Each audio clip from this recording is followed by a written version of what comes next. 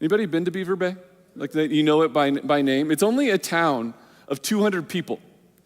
So it's not a large town, but it's right on the coastline here, like especially if you're going from Duluth to Grand Marais, driving up the North Shore Highway along Lake Superior. And look, one of the special things about Beaver Bay is that you can go and see the lighthouse, right? Now maybe you know if you've been there or not, if you've been to Split Rock Lighthouse. I think it's a beautiful sections of trail along there to explore. And close by, you also get good old waterfalls to share. Gooseberry Falls State Park, not very far away. But one of the other things that makes Beaver Bay special, and I'm guessing you don't know this, maybe you do, I'll be impressed. But a few years ago, the Washington Post did a research study into which cities in America had the most unpredictable weather. Cities in America with the most unpredictable weather. And like Duluth was pretty high up there, but the most unpredictable weather in Minnesota was in Beaver Bay. They said Minnesota as a whole was pretty unpredictable because as a whole, the most you can get with accuracy is 3 days out. It's what they found. In Texas, you can get 6 days out. In Minnesota, 3 days out and that's, to be accurate, what they mean is within 3 degrees. So within 3 degrees, they'd say that was an accurate forecast. Beaver Bay, the most you can hope for is 1 day out. So unpredictable there. They can only give you 1 day out. You can't really know what the weather is going to be like. And so that's your 10-day forecast, but it doesn't do you a lot of good. It's not going to be accurate. I mean, we can know some things, like it's probably going to be hot in the summer. There's probably going to be a lot of snow in the winter, and what we can be confident in is Lake Superior is going to be miserable to swim in year-round. But it's similar to how we can approach our journey with Jesus. I can't tell you exactly what it's going to be like. I can't tell you what the weather is going to be specifically, and the closer you get to the next day, you might have a range.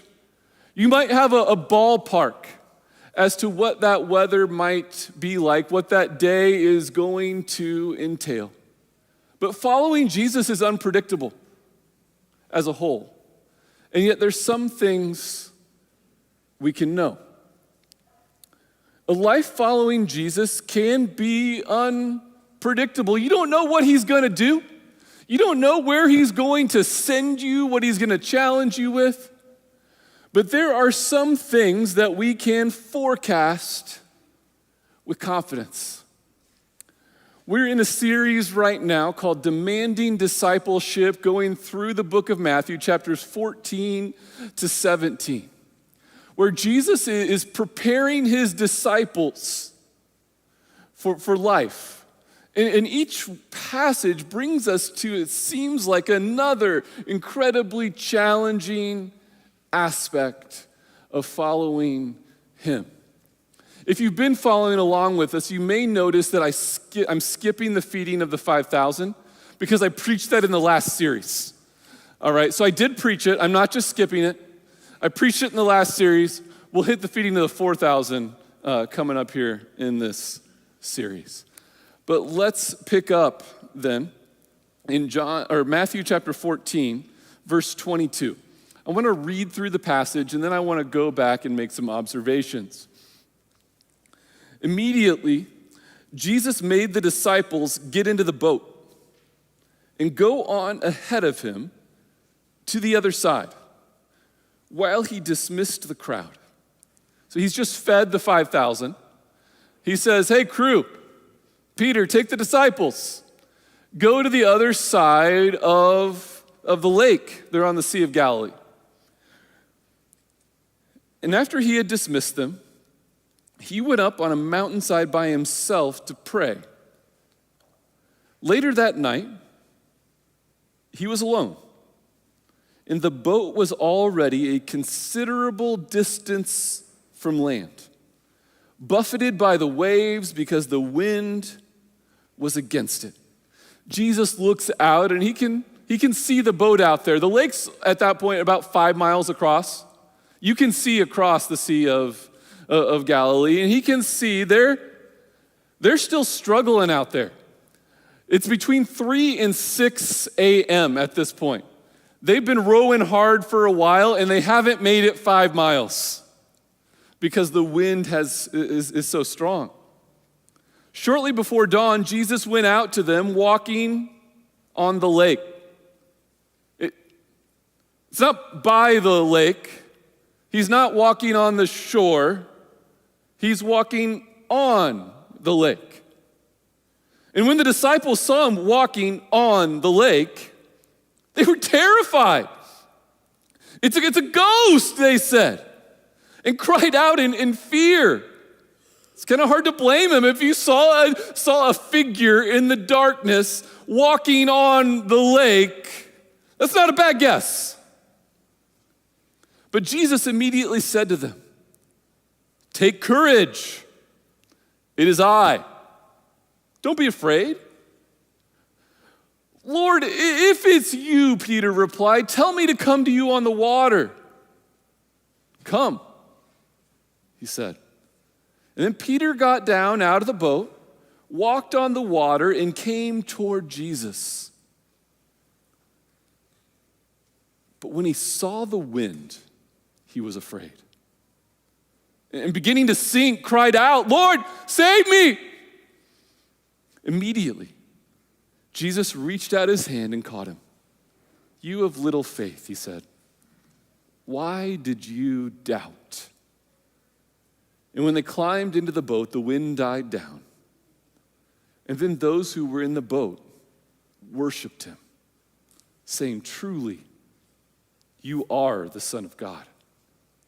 When they crossed over, they landed at Gennesaret, and when the men of that place recognized Jesus, they sent word to all the surrounding country, and people brought all their sick to him and begged him to let the sick just touch the edge of his cloak. And all who touched it were healed. It's a story that many have heard. It's one of the more popular stories in the Bible, at least this idea of Jesus walking on the water. It's become kind of an idiom, if you will, for doing the impossible. What do you expect me to walk on water? No, because we know people can't do that. That just doesn't happen on a regular basis. Well, I want us to look at this passage and see what we can learn about following Jesus, about discipleship. As we go back to the beginning, one of the first things I want you to see here is that Jesus sent them to the other side. They were following him when they got into the boat. Jesus is omniscient, right? He knows what the weather is going to be. He knows that the storm is coming. He sends them into it. Jesus sends them into the storm on purpose because he wanted them to experience this while he stayed on the mountain to pray. In this storm, it says that they're in the middle there, but they're buffeted by the waves because the wind was against it. I had to remind myself what buffeted meant. It means to be hit again and again with powerful force. They were rowing into the wind, into the waves, and they just kept getting nailed, wave after wave, such that they've been rowing for hours in the middle of a storm, in the middle of the sea, and they're not making great progress. First observation here, first forecast. for discipleship. I think I should have it.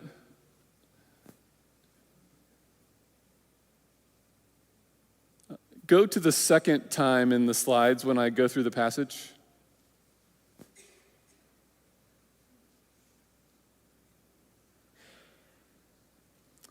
All right, let's see if I can remember this without my notes. This is going to be fun, guys. All right. Expect challenge when following Jesus. Expect challenge when following Jesus. Don't assume that because the path before you is challenging, that it must be because you're doing something wrong. Or it must be because you're not on the right path. Because I think that we can slip into that mode of thinking sometimes is I'm doing this, it's hard, it must not be what I'm supposed to do. And we assume that because something is hard, it's bad. But that's not the case. God calls us into hard things all the time. If we never stepped into anything hard, we'd never grow. We'd never learn. We never learn how to depend on God. We never learn how to overcome the weaknesses in our lives. And so I want you to know, if you're following Jesus, expect to be challenged on a regular basis. Expect it to be hard. If it's hard, you're probably doing something right. If your life is too easy, it probably means that Satan's too happy with you. It's saying if life is going smooth, you're probably on the wrong path. Because you're not being stretched, you're not growing, you're not being challenged. But we prefer that sometimes. I remember back in high school, I went to the guidance counselor, and I was like, can I take the easy version of English? Because I really don't want to work hard. And English was more challenging for me than some of my other subjects. The guidance counselor looked at me and said, there's not a chance I'm letting you take that class. Because you are not going to learn. You're not going to learn if you take the easy class. We don't grow in life if we're on the easy path. All right, next part of the passage.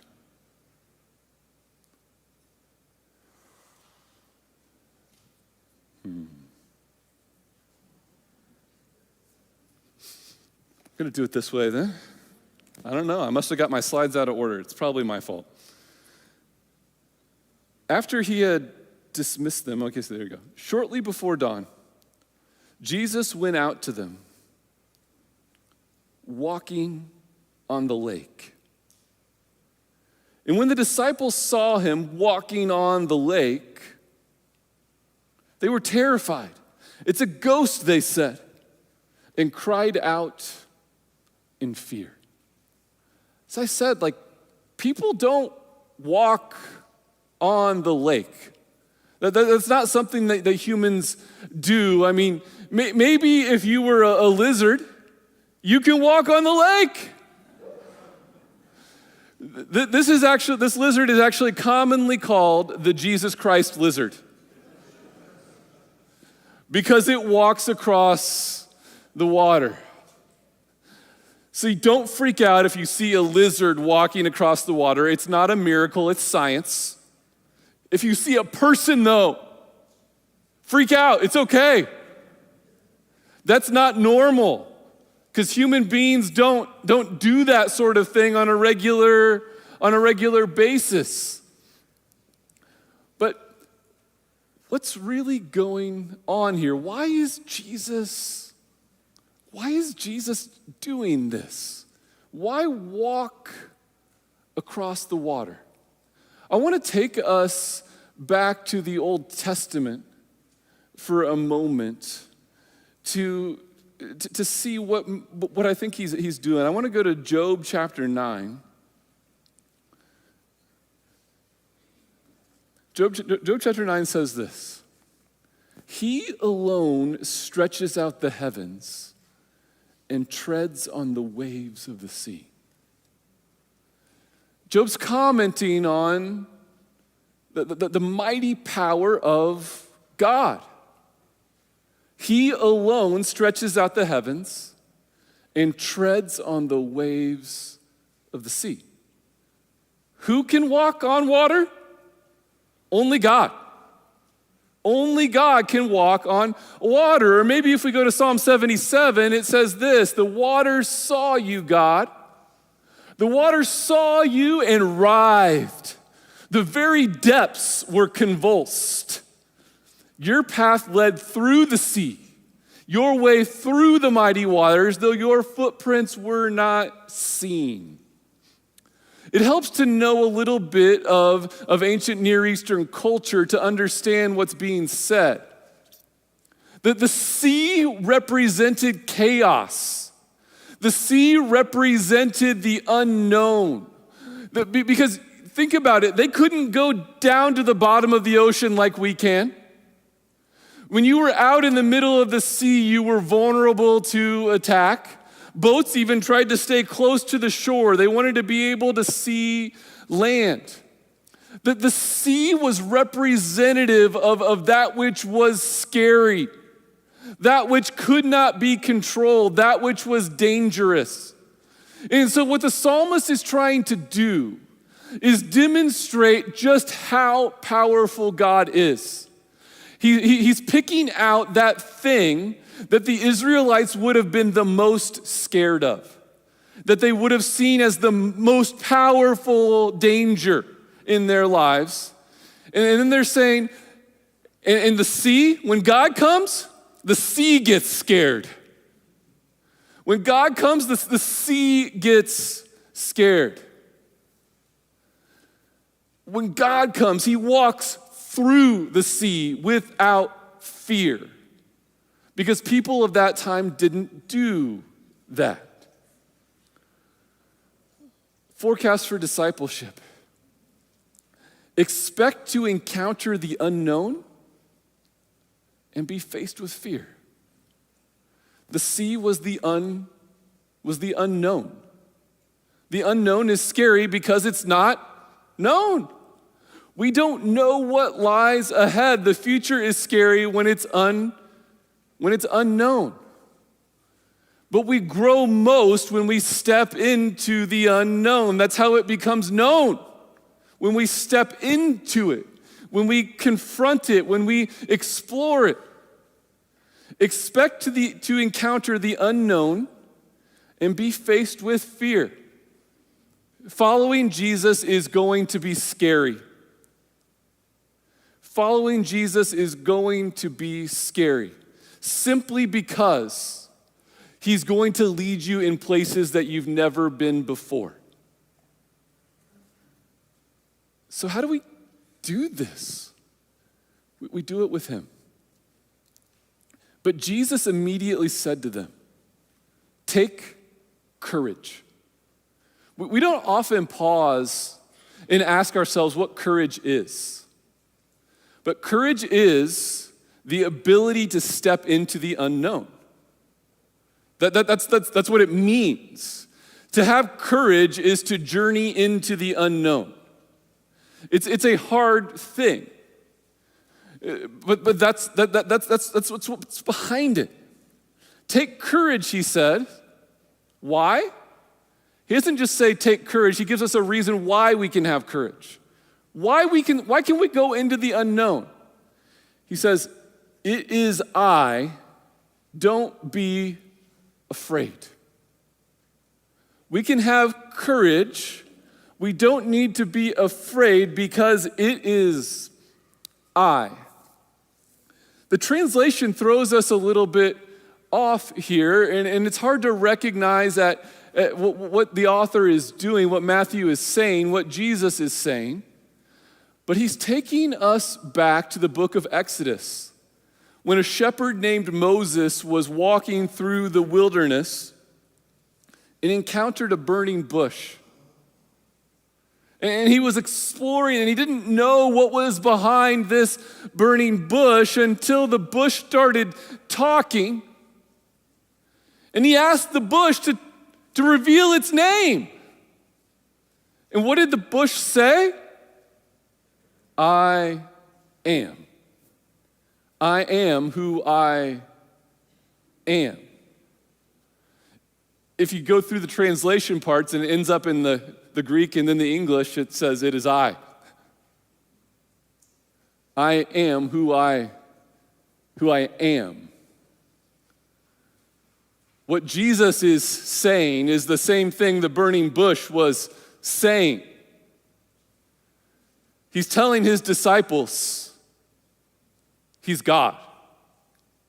They can take courage because he's God. He walks on water. He's not afraid of the sea. They don't have to be afraid because they're with God in the flesh. This is Jesus revealing himself to his followers in fullness. Why do they not have to be afraid? Because God is with them. And so what I can forecast for your discipleship is this: expect God to be with you. Expect God to be with you. As he calls you into the unknown, as he calls you into what might be scary or dangerous, expect God to be with you. That's why we don't need to be afraid. That's why we can have courage, because we're not alone in the journey. As we follow Jesus, he is with us every step of the way. This side of the cross, we have the Spirit of God that lives within us. We are never alone. He is always there with us, dwelling within us, bringing us the peace and comfort and courage of God. Expect God to be with you. I can't predict what he's going to do. He's still unpredictable, but you can know that he's with you, and you can rest in that. All right. Well, Peter kind of leads the charge, and he says, Lord, if it's you, tell me to come to you on the water. Come, he said. Like, it's bold. It's bold of Peter. He has that reputation, as we see. It's no wonder he becomes the leader of the disciples afterwards. Peter's like, I want in on that action. Tell me, I want to walk on the water, Jesus. And he does. Peter got out of the boat, walked on the water, and came toward Jesus. Sometimes there are benefits to not thinking. Right? Sometimes we're able to do things that we would not normally be able to do because we don't think. We just jump off the bridge and go bungee jumping, right? If you think about it too much, you're not going to do it. Sometimes you just have to elope. If you think about it too much, you're going to bail. Peter's not thinking, or maybe he is thinking. Jesus is over there. Jesus said, come, I'm going. But when he saw the wind, he was afraid and began to sink. And he cried out, Lord, save me. Jesus reached out his hand and caught him. You have little faith, he said. Why'd you doubt? I think too often we read this story and we think, man, Peter, what a failure. The other 11 never even got out of the boat. Like, I want to be Peter. He has the courage to go. Like, he walked on water for a little bit. And then he got distracted, right? When he started focusing on the challenge instead of who was with him, he lost faith or trust. He doubted. To doubt here means to have a double mind. That's what's behind the word doubt. It's a split loyalty. He's thinking about two things now. He's thinking about the wind and Jesus, and he doubts whether or not Jesus really has the power to continue to prop him up. But he does the best possible thing. Once he realizes his need, he says, Lord, help me. Lord, save me. Lord, save me. And I think Peter's the better for having this experience than if he had never gotten out of the boat at all. I think too often we try to overthink things. We try to chart the course out ahead. And before we follow Jesus, we want to know the full outcome and our capabilities before we step into it. But if that's our requirement, we're not going to do much. Because life is unpredictable. And life with Jesus is really unpredictable. If you need to have everything certain before you take a step of risk, you are going to miss out on so much of what Jesus has in store for you. Peter takes the risk, and he learns from it. He grows from it. He models for a time what it looks like to follow Jesus. Forecast for discipleship. Expect growth and failure along the journey. Expect growth and failure along the journey. These are both parts of what following Jesus. There's going to be moments on your path when you're going to recognize that you are so much closer to Jesus than you were before. That God has done so much in you. And yet there's going to be other moments when you take a step out and you mess up. You have a setback. You have a moment where you stop trusting in Jesus and you start relying on yourself. You let the fear take over and you allow it to disrupt your path. That doesn't need to derail your whole journey. It's not like from here on out, Jesus is like, well, Peter, you're out. Failed the test. No, he lifts him back up. They get in the boat, and there's much more in store for Peter. Don't be afraid to fail. Don't let the fear of failure prevent you from growing. Don't let the fear of failure prevent you from growing. Don't be surprised when it happens. If you haven't failed yet, I don't know who you are. You're not really living much life then. I don't know how you're going to grow. We grow by trying, by taking steps and learning and sometimes failing and getting help back up. I never would have been a preacher if I didn't try and fail first. Aren't you guys glad you weren't the first church I preached in? My guess is you wouldn't be where you are if you didn't fail somewhere along the way, learn some lessons, and grow through that experience. When they climbed into the boat, the wind died. The wind died down. Then those who were in the boat worshiped him, saying, truly you are the Son of God. This should be the evidence of what Jesus is doing here, is revealing the true nature of himself to his disciples. And if you read the story in the book of Mark, for instance, the disciples are clueless. Matthew is more favorable toward the disciples. He gives them a little more credit. He paints them in a better light. And they start to understand. How do we know that they get it? Because they worshiped. No good Jew would worship someone other than Yahweh. They didn't toss their worship around willy-nilly like the Romans did, worshiping any statue or unknown god. The Jewish people wouldn't do that. Worship is not something they took lightly. The fact that they are worshiping Jesus after this shows us that they truly believe in his divinity, because you only worship the one true God.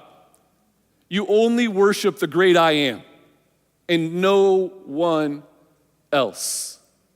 And so they worship and they say, truly you are the Son of God. You're God in the flesh. This isn't just you are a God-like human being. You are God in the flesh. And worship increased. Expect this on your journey of discipleship. Expect worship to increase. I define worship pretty simply as just making a big deal about God. That's what it means to worship God, to make him the biggest deal in your life. To make him the biggest deal. It means that he's the one that directs how you live. That means he's the one that you praise and thank. He's the one that you depend on. That's all worship. As you journey with Jesus on this path of demanding discipleship, expect worship to increase. I can't tell you exactly how it's going to go because God's unpredictable. But I can't tell you where you're going to see success, when you're going to fail. But I can tell you, as you grow, even in our successes and even in our failures, God has proven true. And when we learn more about him, as the disciples did here, they learned more about who Jesus really was. The more we learn about him, in his reality, in his truth, the more we can worship him in spirit and in truth. And so expect to worship Jesus more. It's going to be an unpredictable journey. It's going to be dangerous. There's going to be storms. But there is nothing better in life than following Jesus. There is nowhere safer, ultimately, than with him. He's worth it. I said it last week too. Why take on this task of demanding discipleship? Because Jesus is worth it.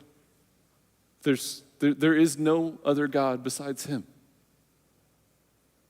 There's no one like him. And he has invited you and me to become his children through faith in the cross of Christ. It's going to be hard because we are broken and frail, and this world is broken and frail. But Jesus will guide us through it. And following him is worth it. Would you pray with me? Father, we come to you,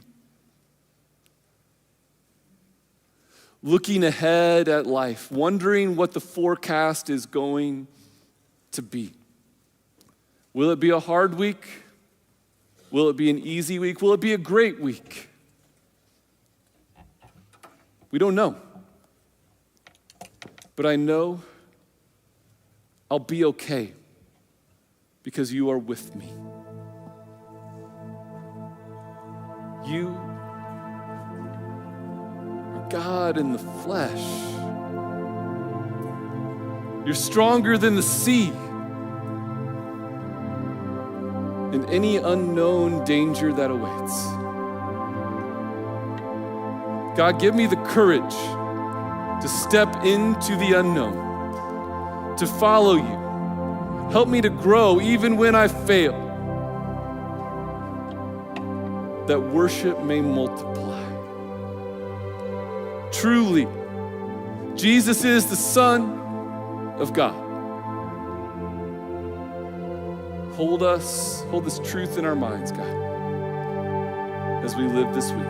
In Jesus' name, amen.